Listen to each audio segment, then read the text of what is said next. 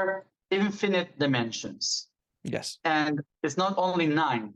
9 dimensions are the ones that we can actually relate to in the aspects of creation.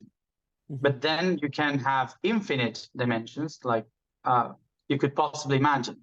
The thing is that a dimension is basically a measurement you go through. You know, it's like you have something and you have different amounts of dimensions of something. We tend to confuse dimension with realms. And that's the Christian or Semitic tradition of thinking we are in the third world, and then there are angels, and then you have archangels, and then you have this thing. So usually we relate dimensions with realms, but it's not the same thing. Okay. A dimension is actually different points of view of the same reality. So I usually describe the 9 that are the basis of our existence, because we all come from unity.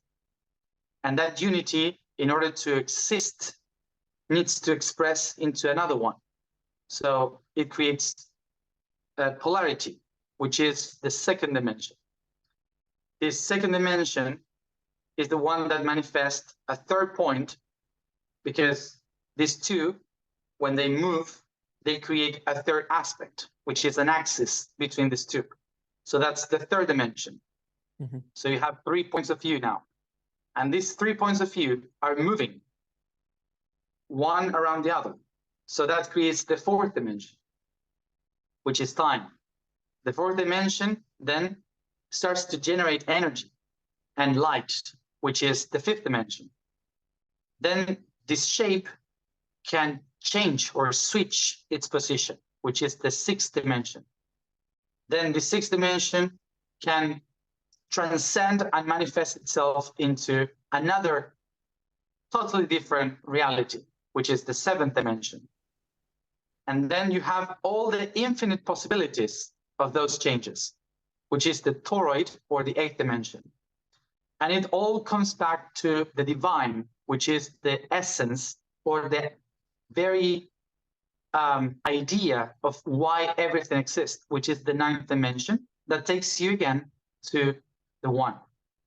So the ninth dimension actually shaped an hexahedron, which is a cube. So when you have a cube, you actually encode it to that. You have the Merkaba, which is 2 tetrahedrons. If you expand the cube, you have the dodecahedron. If you fractalize the dodecahedron, you have the hexahedron, the icosahedron. And if you go to the core of all the system, you have the octahedron. So basically, the ninth dimension opened the door for the creation of the 5 main solids, the geometry that generates everything in our reality. So that's why I used to describe the 9th point of view of this reality, because everything that exists is based in these 5.